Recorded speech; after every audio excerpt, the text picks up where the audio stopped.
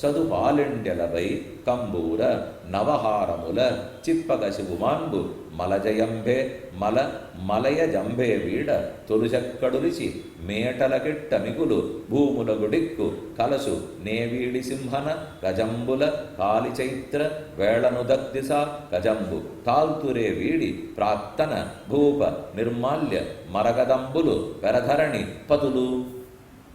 இந்த ஊர் என்னென்னமா இருக்குங்கிறத சொல்கிறேன். நினச்சாலே நமக்கு இப்படிலாம் ஊர் இருக்குமான்னு இப்போ சந்தேகம் வந்துருப்பாருங்க. அந்த ஊரில் தேக்கு மரம், கோங்கு மரம், பலாச மரம் நிறையா வளர்ந்துருக்குமா. அவாவா எங்கே கிடைக்கிறதோ அதெல்லாத்தையும் தங்கள் வீட்டு உத்தரத்துக்கு போடுவாளாம். போட்டுட்டு பாக்கிய தான் இருந்தால் ஏற்றுமதி பண்ணிடுவாளாம். தான் ஊருக்கு அவர் முதல்ல பெருமை சொல்கிறார். இப்போ அவரவர் வீட்டு உத்தரம் தேக்கு மரத்தில் முழுக்க போடப்பட்டிருக்கும். அது பாக்கிய தான் இருக்கும்னா சரி போனால் போகிறது. பக்கத்துலலாம் நாடுகள்லாம் இருக்குது, அவள்லாம் எடுத்துக்கிட்டோம்னு ஏற்றுமதி பண்ணார்கள். அப்போவே ஏற்றுமதி பெரியாழ்வார் காலத்திலேருந்தே இவா தேக்கு மரத்தை ஏற்றுமதி பண்ணியிருக்காள்னா நாடு அவ்வளோ சுபிக்ஷமாக இருந்திருக்கு. இன்னைக்கு இருக்கு, ஒன்றும் குறைச்சல் இல்லை. இல்லேன்னு ஊடகத்தில் பிரச்சாரம். ஒன்றுமில்லை எல்லாம் இருக்கிற நாடு தான். என்ன இப்போ நம்ம நாட்டில் இல்லாத குறைச்சல் எங்கே போயிடுது இருக்கலாம். வந்துன்னா அந்த பாதை குண்டும் குழியுமா இருக்குது பாருங்க சார். சம்சாரமே குண்டும் குழியுமா தான் இருக்குது. இதுக்கு மேலே இந்த வாசலில் வர பாதை எந்த குண்டு குழியுமா இருந்தால் நம்ம என்னமோ நம்ம குடும்ப வாழ்க்கையும் சம்சாரமும் ஓஹோன்னு ஆகாச வீதியில் பறக்கிற மாதிரியா இருக்குது. இப்போ எல்லாம் நேற்றுக்கு சிரிச்சா இன்னைக்கு அழுக, இன்னைக்கு சிரிச்சா நாளைக்கு அழுக. 10 நிமிஷம் சிரிக்கிறதுக்குள்ள அடுத்த நிமிஷம் அழத்தான் போகிறோம்னு தெரியுது. இதுக்கெல்லாம் ஒரு கவலையும் உத்தரப்படலை. இப்போ படணும்னா இதுக்கு கவலைப்படணும். வாசல் குண்டு குழியை பற்றியா படணும். இப்போ அதனால் நகரத்தின் ஏற்றம் சொல்கிறார். இப்படி ஒன்றும் தேக்கு மரம் வளர்ந்துருந்து தான். அப்புறம் நல்ல புஷ்பங்கள்லாம் அணிஞ்சிப்பாளாம். அவர்கள் கற்பூரம் சாத்திக்கிறார். முத்து மாலை, பவழ மாலை. ரொம்ப நாளி முத்து பவழம் மாணிக்கத்தை சாத்தின்னு இருந்தா பெண்கள், சிறந்த பெண்கள்லாம் அதை சாத்தின்னு இருக்கா. அப்போ அது மெதுவாக அது ஒரு வாசனை வருவோம். முத்தா வச்சுருந்தா பவழமாக வச்சுருந்தா ஒரு வாசனை. அந்த வாசனை அவள் வசத்தியாக இருக்காதான். வாசனை புஷ்ப வாசனை நல்லா இருக்கும், பழ வாசனை கூட இருக்கும். நீங்கள் எங்கேயானு உங்களை சுற்றி ஒரு 10 பழக்கூடையை வச்சுன்னு ராத்திரி தூங்கி பாருங்க, நல்லா இருக்கும். சாப்பிட்டா நல்லா இருக்கும். அதுக்குன்னு வாசம் பிடிச்சாலும் நல்லா இருக்குமா. புஷ்பமே கூட 10 புஷ்பக்கூடையை வச்சுன்னு தூங்கிறதுக்கு நம்மளால முடியாது. எதுவும் அதாவது கொஞ்சமாக இருந்ததுன்னா நல்லா இருக்கும். ஆனால் அந்த ஊர் முழுக்க இருக்கிற பெண்கள் முத்து மாலை பவழ மாலை எல்லாத்தையும் போட்டுட்டு இருந்ததுனால அது ஒரு வாசனை வருமா. அந்த வாசனையை போக்கி விடுறதுக்காக கற்பூரம், பச்சை கற்பூரம், குங்குமப்பூவை குழைச்சி திருமார்புரை பூசிட்டு இருப்பாளாம். அப்படி பூசிக்கொண்டு இருக்கிற பெண்கள் வாழும் ஊர். எந்த நகரத்திலே அந்த ஊரில் இருக்கிற எல்லாருக்கும் சிங்கள தேசத்தவர்களோட ஒற்றுமையாம். அந்த தேசத்து ராஜாவுக்கும் பாண்டிய மன்னவனுக்கும் ரொம்ப கொடுக்கல் வாங்கல். இவருக்கு அவரை பிடிக்கும், அவருக்கு பிடிக்கும். 2 பேரும் மம்பில்லாமல் இருந்தார்கள். அப்போ மன்னர்கள் எல்லாம் அணிந்து இவாள்லாம் இந்தந்த ராஜாக்கள் என்னென்ன ஹாரங்கள்லாம் போட்டுக்கிறாளோ, முத்து சாதிக்கிறாளோ, பழம் சாதிக்கிறாளோ, இவா போட்டுட்டு 10 நாள் 1 வாரத்துக்கு ஒரு தடவை புதுசு போட்டுருவாளோ. 1 வாரத்துக்கு தான். இன்னைக்கு நம்பெருமாள் அன்னன்னைக்கு புது வஸ்திரம் தான் கட்டிப்பார். நேற்று இன்னைக்கு கிடையாது. அவ்வளவு ஏன் இப்போ கூன் பானை இருக்கு பாருங்க, பெருமாள் தளிக்கப்படுறது பானை. அன்னன்னைக்கு கார்த்தால புது பானை தான் கூன் ஏற்றணும். நேற்று இதே இன்னைக்கு ஏற்றுறதுக்கு ஏற்று இன்னைக்கு இல்லை. நான் சொல்லிட்டு இருக்கிறதெல்லாம் பழைய நாள் கதைன்னு வச்சுங்க. இப்போ இன்னைக்கு அந்த நாள் திருப்பி வந்தால் நல்லா தான் இருக்கும். அவருடைய தான் மண்ணே, அவருடைய தான் பானையே. அப்போ அன்னன்னைக்கு புதுசு சொன்னால் இந்த ராஜா புதுசாக போட்டுப்பார். 1 வாரம் எடுத்துன்னா கழட்டிடுவார். கழட்டிட்டதை தான் அடுத்த தேசத்து மன்னவனுக்கு போகுமா. அப்படின்னா இந்த பாண்டிய மன்னவன் எப்படி இருந்திருக்கணும். இவர் சூடி கலைந்தானே. இப்போ இதுலேயும் சூடி கலைந்தார். ஆண்டாள் மட்டும் சூடி கலந்த இல்லை, இந்த தேசமே இப்படித்தான் போல்வது சுவாமி. அதுக்கப்புறம் சுக்ரீவனாலே கவாட்டபுரம்னு கொண்டாடப்பட்ட பெருங்கதவுடுகளை உடையக்கூடிய அழகான மதுரா நகரம் தட்சிண மதுரா. உத்தர மதுரா தெரியும், கண்ணன் பிறந்திருக்கிற மதுரா. சுவாமி சொல்ல வர்றாரு. இப்போ உத்தர மதுரையில் கண்ணன் பிறந்தான். கண்ணன் பிறந்தாரே தவிர மறைந்து வளர்ந்து ஓடிவிட்டான், எங்கோ கோர்கோலத்துக்கு போயிட்டான். ஆனா இப்ப நாம சொல்ல வர்றது தட்சிண மதுரா. இது கேட்டன். கண்ணன் பிறந்தான்கிறத ஒருத்தர் ஊருக்கு சொல்ல வேண்டாமா? அதை சொன்னது இந்த ஊர்ல பிறந்த பெரியாழ்வார் தான்ங்கிறார். கண்ணன் பிறந்திருக்கட்டும், ஆனா அவர் பிறந்தான்னு ஆறு சொல்ல வந்தா எல்லாருக்குமே பயம். கல்கண்டு கொடுத்தா கூட என்ன ஆயிடுமோங்கிற பயம். சோபனம் சொல்லல, குழந்தை பிறந்திருக்குன்னு பத்திரிக்கை அடிக்கல, புண்ணியாவஜனத்துக்கு எல்லாரையும் கூப்பிடவே இல்லை. இதெல்லாம் நடந்ததே தெரியாது. ஆனா சேர்த்து வைத்து எங்க ஆழ்வார் இங்க தெற்க பிறந்தவர் என்ன தெரியுமா பாடினார்? வண்ணமாடங்கள் சூழ் திருக்கோட்டியூர் கண்ணன் கேசவன் நம்பி பிறந்தினில் எண்ணெய் சொன்னம் எதிரெதிர் தூவிட கண்ணன் முச்சம் கலந்தளர் ஆயிற்றே. தெற்கென்ன இத்தனையுமே நடந்தது. திருக்கோட்டியூர், ஸ்ரீவில்லிபுத்தூர், மதுரா, திருப்பல்லாண்டு பிறந்ததே இங்கே தானே. 4000 பாட்டுக்கு முதல் பிரபந்தமா நித்தியம் எதை சொல்றோம்? பல்லாண்டு பல்லாண்டு பல்லாயிரத்தாண்டு பல கோடி நூறாயிரம் மல்லாண்டதுண்டோள் மணிவண்ணா. அது பிறந்ததே மதுரையில தான். அதனால தென்மதுரைங்கிறது தமிழ்ச்சங்கம், உற்சங்கம், இடைச்சங்கம், கடைச்சங்கம், தமிழ் வளர்த்த ஊர். அதே மாதிரி பாண்டிய மன்னவர்களுக்கு தலைமை பீடம், ஆழ்வாரால் திருப்பல்லாண்டு முதலில் பாடப்பட்ட ஊர், கூடலழகப் பெருமாள் ஓஹோல் அவ்வளவு உயரத்தில் எழுந்துருளி இருக்கிற ஊர். எல்லா பெருமையும் படைத்த அந்த தேசத்தே கதை, புராண கதை அப்படி தானே சொல்லுவார். இப்போ ஒவ்வொன்றா அவர் எப்படி படி வச்சுன்னு வர்றார் பாருங்க. இப்படி ஆழ்வார் பிறந்தார் தேசம், தேசத்தில் இந்த ஆழ்வார் பிறந்திருந்தார், அந்த இடத்துல இந்த மன்னவன் ஆண்டுட்டு இருக்கார். அவருக்கு என்ன நடந்தது பார்ப்போம். மத்ஸ்யத்வஜன் என்ன இந்த ராஜாவுக்கு பேர். மத்ஸ்யத்வஜன்னா மொத்த பாண்டிய மன்னவர்களே மத்ஸ்யத்வஜர்கள் தான். துவஜனா கொடி, மீனக்கொடியோன் இது பேரா? இது பேர்னா இது வெறும் காரண பெயர் இல்லை குலப்பெயர். மீனே கொடியிலே கொண்டிருக்கிறபடியால் மீனக்கொடியோன். ஆனால் அவனுக்கு பேர் வல்லபதேவன் பேர். பாண்டிய மன்னவன் வல்லபதேவன்.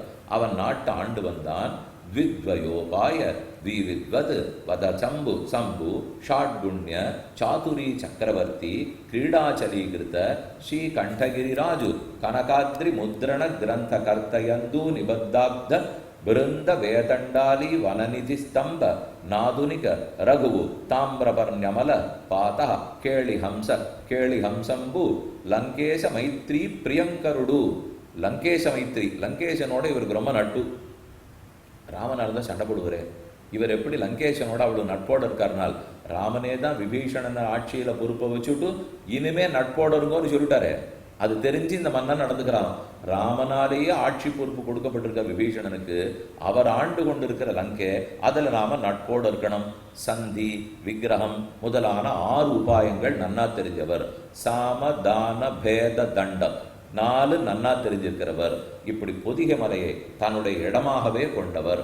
பொன்மலை வரைக்கும் போய் தன்னுடைய மீனக்குடியை நட்டு விட்டு வந்தவர் ஆழ்வார். பெரியாழ்வார் ஒரு பாசுரத்தில் சாதிக்கிறார்.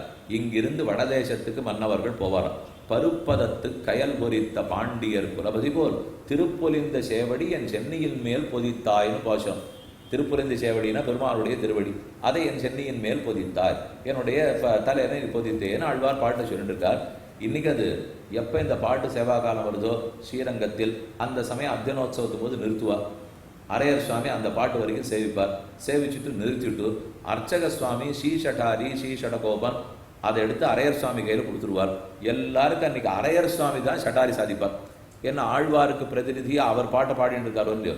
அந்த பாட்டில் என்ன வருதுன்னா, பருப்பதத்து கயல் பொறித்த, பருப்பதம்ங்கிறது தான் வடக்க இருக்கக்கூடிய மலை, மேருமலையாக இருக்கட்டும் ஹிமாச்சலமாக இருக்கட்டும். கயல்னா மீன், கயல் பொறித்த இந்த மன்னவன் வடதேசத்துக்கு படையெடுத்து போய் அவ்விடத்தில் தன் மீனக்கொடியை நட்டுவிட்டு வந்தார்.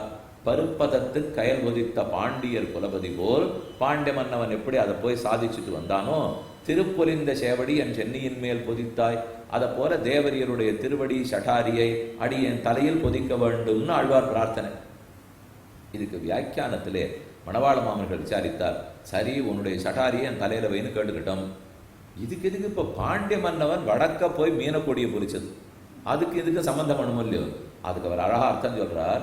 பாண்டியனே வான்னு ஹிமாச்சலம் கூப்பிட்டுதா, என்னிடத்துல மீனக்கொடியை நட்டுடுன்னு ஹிமாச்சலம் கேட்டுதா, நட்டதற்கு எங்கேயான அது நன்றி தெரிவித்ததா? ஒன்றும் இல்லை. அப்ப எதற்காக பாண்டிய மன்னவன் நட்டார்?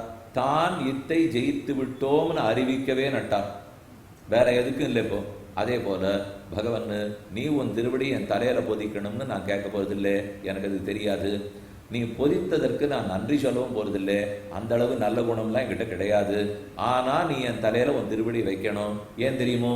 நான் உன் சொத்துங்கிறத நீ ஜெயிச்சுட்டேன்னு ஸ்தாபிக்கிறதுக்காக. அவ்வளவுதான் எனக்கு பிரார்த்திக்க தெரியுமே தவிர இது எங்களுக்காவது கேட்டு சொல்ல தெரியுமானா ஒருத்தர் 2 பேர் கேட்டுக்கலாம். கதா புனசங்கர தாங்க கல்பக துவஜாரவிந்தாங்குஷ வஜ்ரலாஞ்சனம் திரிவிக்ரமத்த சரணாம்புஜத்வயம் மதிய மூத்தான வலங்கரிஷதி. ஸ்தோத்திர ரத்னத்தில் ஆளவந்தாருடைய பிரார்த்தனை, எப்போது என் தலையில் உன் திருவடிகளை பொறிப்பாய்.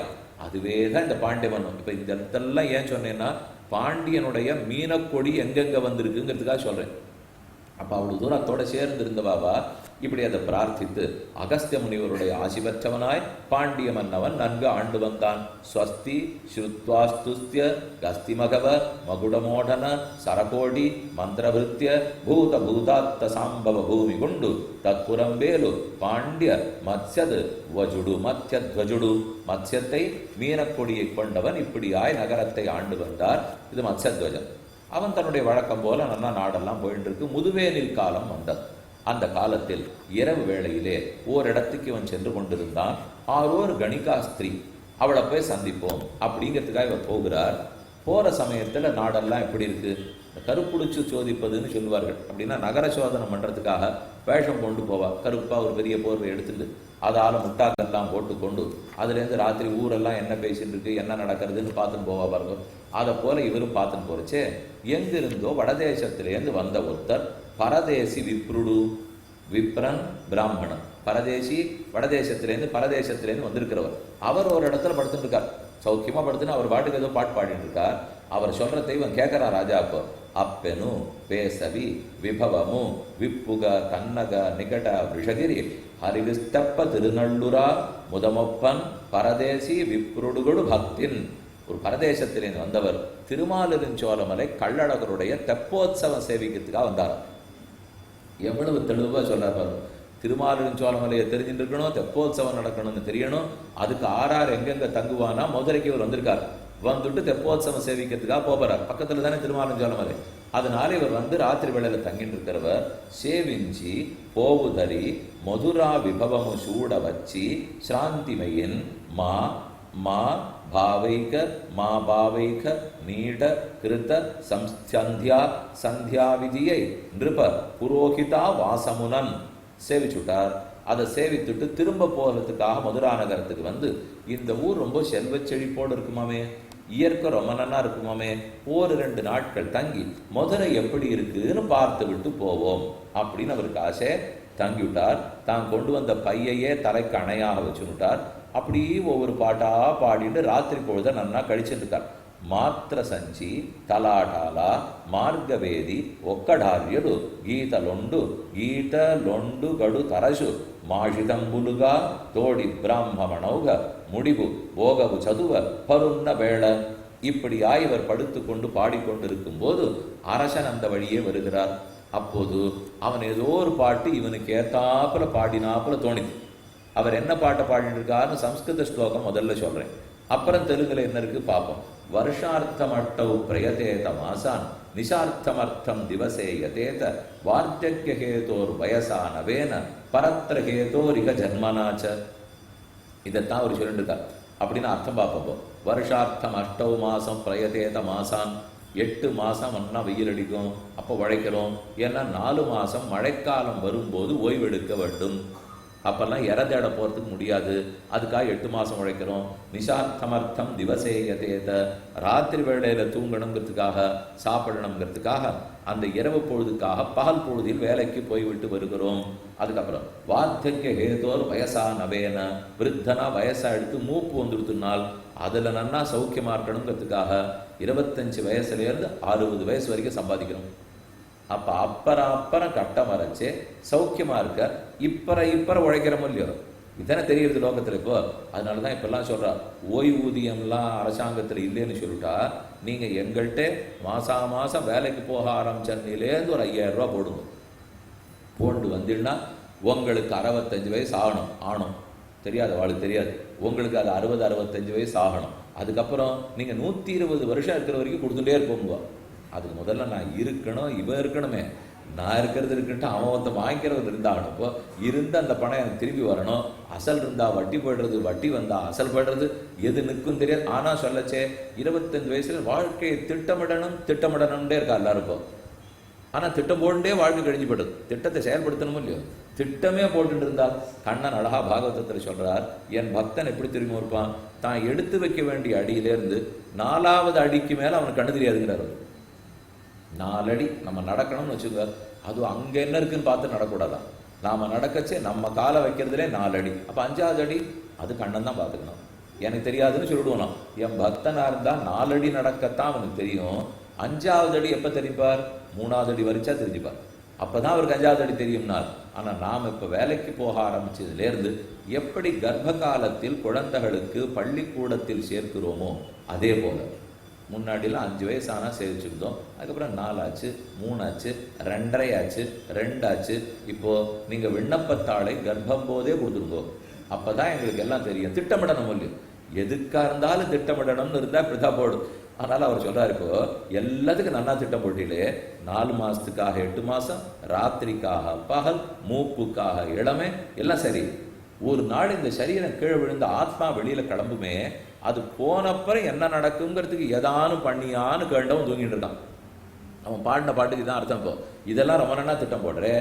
ஒரு நாள் திடீர்னு காலதேவன் வருவார். அவர் முன்கூட்டி திட்டமிட்டு அறிவிப்பெல்லாம் தரமாட்டார். இப்போ யமன் எனக்கு முன்னாடி சொல்லவே இல்லையே, சொல்லியிருந்தாருன்னா நான் மாட்டுக்கு தயாராக இருந்துப்பேன் என்னால். அதுக்கு தான் ஆழ்வார்கள் சொல்கிறதே, கொஞ்சம் எப்பவுமே தயாராக இருந்துறேன். அவர் தான் சொல்ல மாட்டேங்கிறார் இல்லையோ. அப்போ எப்பவும் வர்றதுன்னு எப்போ தெரிஞ்சு போச்சு. அப்போ நீ எப்பவுமே தயாராக இருக்கணும். நம்ம இப்போ கிளம்ப போகிறோம்னா பொட்டிக்கிட்டியெல்லாம் கட்டி வச்சுருந்து 5 நாள் அடி இப்போ வந்தேன், 5ஆம் நாள் கிளம்பணும் அப்படின்னு சாயங்காலம் உபன்யாசத்துக்கு வர்றதுக்குள்ளே பொட்டியை கட்டிட்டு வந்துடுவேணும் இல்லையோ.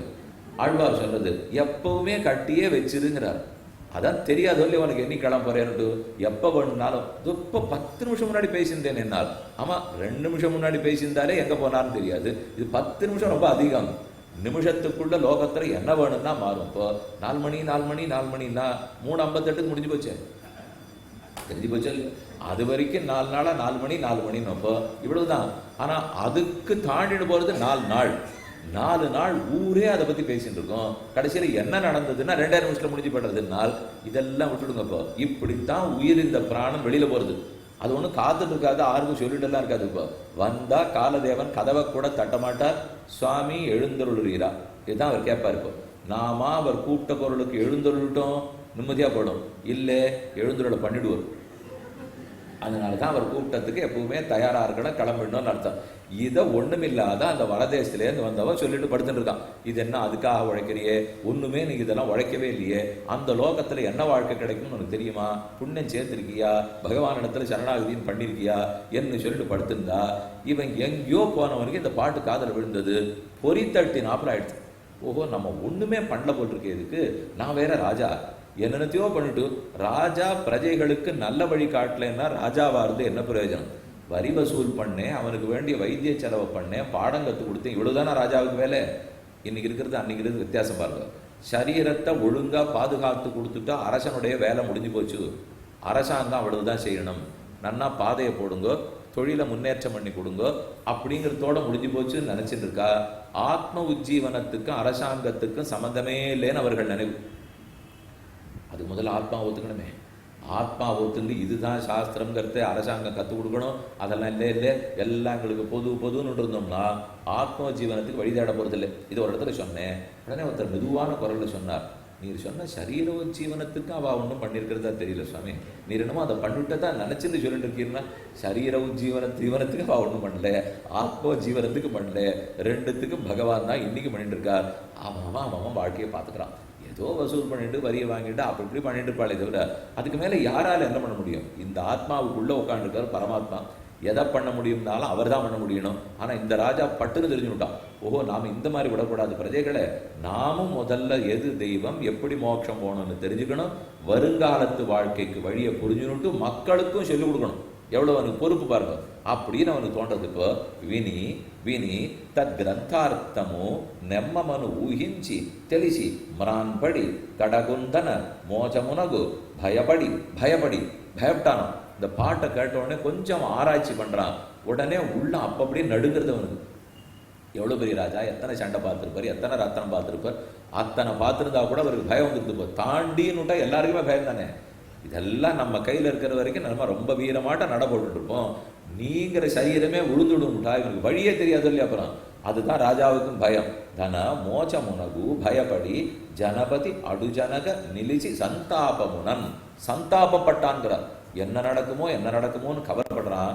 எல்லாரையும் கூட்டு நடக்கிறது என்னன்னு கேட்போம். காலங்கிற ஆயுள் சட்டுன்னு எல்லாரையும் கழிச்சு மரணத்தை கொடுத்துரும் போல் இருக்கே. இதை நான் புரிஞ்சுக்காமலே போயிட்டேனே. இப்போ உன்னட்ல யுண்ட அந்தரி கிண்ணருதனு நாவ சேர்ச்சுக்கிரிய வெச்சதாபா ருன்னட்ல யுண்டி காலம் புன்னருலகு வயசு புச்சி மோசமு தெச்சுன். சட்டென்று வயசு வந்துருங்கிறா, இளமையிலே போயிடுவாங்கிறோம், வயசானவர்களும் வாழ்ந்துட்டு இருப்பாங்கிறா. யாரு வாழ்ந்தார்கள்னே தெரியலையே. வாழ்ந்தார்கள் வாழ்ந்தது மாமழை முக்குளில் மாய்ந்து மாய்ந்து. ஆழ்வார் சொல்றார், மழை பெய்யறது ஒரு ஜல புத்புதம், நீர்க்குமிழி ஓரமா திருவோரமா போகுமோ இல்லையோ, அந்த நீர்க்குமிழி எத்தனை நாள் ஓடும்? அடுத்த நீர்த்துளி அதன் தள்ள விடற வரைக்கும் விழுந்தா போச்சே. அது என்ன அரை நிமிஷம் ஓடுமோ, ஒரு நிமிஷம் ஓடுமோ? இப்படித்தான் இவனுடைய வாழ்க்கை. எல்லாம் வாழ்ந்தார்கள் வாழ்ந்தது. ஆழ்வார் இந்த பதிகத்தையே, இந்த ஒரு பாசுரத்தை ராமானுஜர் தான் திருநாராயண பெருமாளுக்கு செல்லப்பிள்ளைக்கு சமர்ப்பித்தார். ஒரு நாயகமாய் ஓட உலகுடனாண்டவர் கருநாய் கவர்ந்த காலர் சிதகையபானையர் பெருநாடு காண இம்மையிலே பிச்சதான் கொள்வர் திருநாரணந்தாள் காலம்பெற சிந்தி துய்மின். திருநாரண பெருமாள் திருவடிகளை அடையுங்கோ, காலம் போராது, சட்டுன்னு காலதேவன் வந்துருவான், நாழி கடத்தாமல் உடனே திருவடியை பற்றுங்கள்னு உபதேசம் பண்றார். அதெல்லாம் இந்த ராஜாவுக்கு புரிஞ்சு போச்சு. நாம தான் காலத்தை கடத்திருக்கோம் போல் இருக்கு. சரி, ஒரு வேளை யாரான நீண்ட காலத்துக்கு இருந்திருப்பாளோ. தசரதன் 60,000 இருந்தாராமே, அப்புறம் போயிட்டாரே. திலீபன் 40,000 இருந்தாராமே, போயிட்டானே. சகரன் 50,000 இருந்தாராமே, போயிட்டாரே. ராமனே 11,000 இருந்தாராமே, போயிட்டாரே. யாருமே இல்லையே. அப்படிங்கிற உண்மை இப்பதான் அவன் பொட்டில் அடிக்கிறது. ஓஹோ, எப்பேற்பட்டவா இருந்தா இருந்தா இருந்தாங்கிற ஒருத்தர் இன்னைக்கு இல்லையே. யாரா இருந்தாலும் கிளம்பித்தானே போயிருக்கான். சகருடனும் வரிசையா சொல்ல பாருங்க. சகர சக்கரவர்த்தி, புரூரவசு எவ்வளவு பெரிய ராஜா, அவனும் போயிட்டான். திரிசங்குசுதுன், திரிசங்கு சக்கரவர்த்தி இருந்தான், கிளம்பி போயிட்டான். புருகுத்சனு போயிட்டார். கார்த்தவீர்யு போயிட்டார். கயன்கிற ராஜா அவனு போயிட்டார். பிருது மகாராஜா லோகத்துக்கே நல்லது பண்ணார், இன்னைக்கு இல்லை. பகீரத பிரயத்தனம் பண்ணி கங்கையே கீழோகத்துக்கு வந்தார், இல்லை. சுஹோத்ரா இல்லை. சிபி உலகத்துக்கே பேர் எடுத்தார். தானத்துல வள்ளல்னு சொன்னா சிபி சக்கரவர்த்திங்கிறோம், அவரு இன்னைக்கு இல்லை. பரதனும் இல்லை. திலீபன் இல்லை. பிருகுரு அவரும் இல்லை. திலீபன் இல்லை. பரசுராமர் இல்லை. யுவனாஸ்வன் இல்லை. சசபிந்து இல்லை. ஆசங்கன் இல்லை. அம்பரீஷன் இல்லை. யயாதி இல்லை. ரந்திதேவன் இல்லை. ஆனானப்பட்ட ராகவன் ரகுகுல திலகன் ராமனே இல்லை. யாரும் இருந்தார்னா பட்டு நட்டா, பாரவசோபி நட்டா. பட்டியும் போயிட்டான், காளிதாசனும் போயிட்டான், பர்திரியரும் போயிட்டான், பாரதியும் போயிட்டான். யாரு இன்னைக்கு இல்லையோ.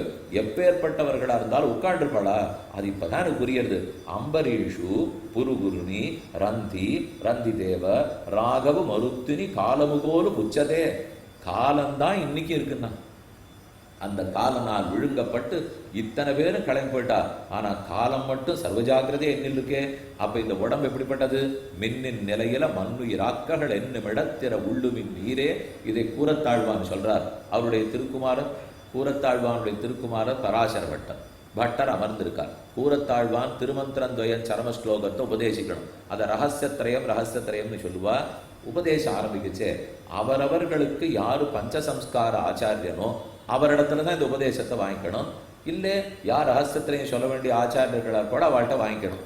பட்டர் உட்காண்டிருக்கார். அவர் கூறத்தாழ்வானுடைய குமாரராக இருந்தால் கூட சிஷ்யர் இல்லை, எம்பாருடைய சிஷ்யர் அவர். கோவிந்த பெருமாள்னு ராமானுஜருடைய நேர் சிஷ்யர், அவருடைய சிஷ்யர் தான் பட்டர். அதனால சட்டுன்னு ஒரு அறிவிப்பு பண்றார் கூறத்தாழ்வான், நம் சிஷ்யர்களை தவிர மற்ற பேர் வெளியேறலாம் அப்படின்னுட்டார். மற்ற பேர் போங்கோ, இங்க நான் இப்ப என் சிஷ்யர்களுக்கு சொல்ல போறேன்னா பட்டர் எழுதுட்டார். ஏன்னா நாம போய் எம்பார் இடத்துல தான் கேட்டுக்கணும். நகந்தார் வாசப்படி வரைக்கும் போன பட்டரை இங்க வாரும், போவாண்டா உட்காரும் சொல்றேன்னார். போனச்சே போனார் வானார் வந்தார், திரும்பி உட்காந்துட்டார். நான் இப்போ ஏன் திரும்பி உங்களுக்கு சொல்றேன்னு சொன்னேன், நீர் இங்கே நாங்கள் போகிறதுக்குள்ள உங்க உயிர் படுத்தினா. மின்னின் நிலையில மண்ணுயிராக்ககள். ஆழ்வார் பாட்டில் மின்னலை விட இந்த உயிர் நிலையில்லேன்னு சொல்லியிருக்கார். அதனால இங்கேருந்து நீர் எம்பார்ட்ட போறதுக்குள்ள உயிர் படுத்துனா ரகசியத்திரையத்தை எப்படி கேட்டு போயிரு. அதனால நீ ரகசியத்திரையம் தெரியாத போயிடக்கூடாதுங்கிற கருணையோடு உனக்கு சொல்லிடுறேன் அப்படின்னு அமர்த்தினார் சொன்னார்னால். ஆனால் நாம 80க்கு 90க்கெல்லாம் என்னென்ன பண்ணணும், அது எந்த ஊருக்கு போனோமோ கூட திட்டம் போட்டுருக்கோம். ஒரு ஊர் இருக்கு அந்த ஊருக்கு போகிறோம்னு திட்டமே யாரும் போடுறதே இல்லை. ஆனால் அதை தவிர எல்லாம் இந்த போயிட்டு வர்ற ஊருக்கு திட்டம் போடுவோம், போயிட்டு வராத ஊருக்கு திட்டமே போட மாட்டான். ஏன்னு கேட்டீங்கன்னு வச்சுக்கோங்க, அதான் போயிட்டா வரப்போறது இல்லையா சுவாமி, அதுக்கு என்ன திட்டம்? என்ன நச்சபுனராவர்த்ததேன்னு சாஸ்திரம். போனவன் திரும்ப வருவதில்லைங்கிறது. அங்கே சென்றவன் தான் அப்படியே தான் இருக்க போகிறார். அமிர்த சாகராந்தர் நிமக்னா சர்வாவயவ சன். கத்தியத்திரயத்திலே ஸ்ரீ வைகுண்ட கத்தியத்தினுடைய கடைசியில் ராமானுஜர் சாதிக்கிறார். வைகுந்தத்தை அடைகிறான், பகவானுடைய கல்யாண குண சாகரத்தில் ஆழ்ந்து அனுபவிக்கிறான். அந்த சாகரத்திலேருந்து இவன் வெளியே வருவதே இல்லை, வருவதே இல்லை, வருவதே இல்லை, அங்கேயே இருக்கிறான்னு சொல்லியிருக்காரு. அதனால் அந்த ஊருக்கு போகிறத பற்றி நினைக்கவே மாட்டேங்கிறோமே.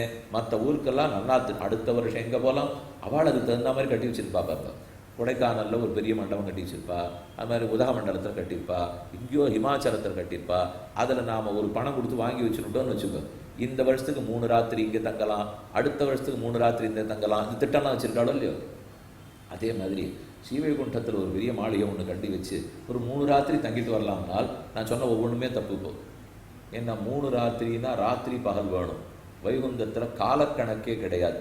அதனால் நான் இப்போ 3 ராத்திரி சொன்னது தப்பு, 3ன்னு சொன்னதே தப்பு.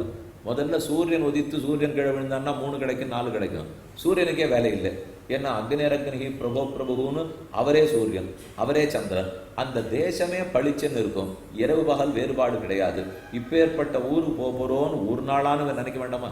அதை நினைக்காம விட்டுடும். அதான் இந்த ராஜாவுக்கு வருத்தமாக போச்சுப்போ. அதனால் இது ரொம்ப இந்த சாமானிய இன்பத்தில் நான் காலத்தை கழிச்சிருக்கேன், இனிமேல் அதில் காலம் கழிக்கிறதா இல்லை. காணத்தடிச்சல மகுராஜ் ஆனந்தமோ மரகி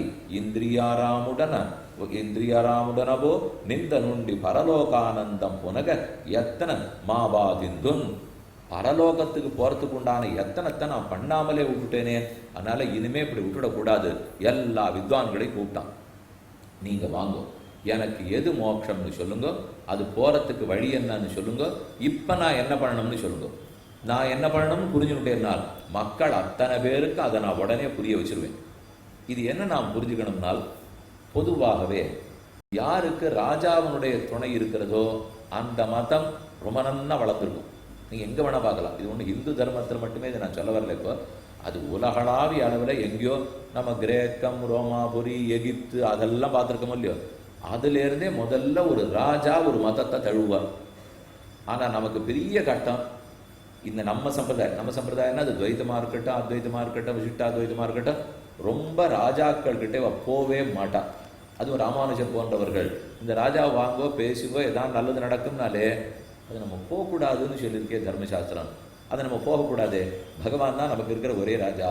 போமாட்டேன்னே மறுத்துடுவா. இன்னைக்கு அப்படித்தான்.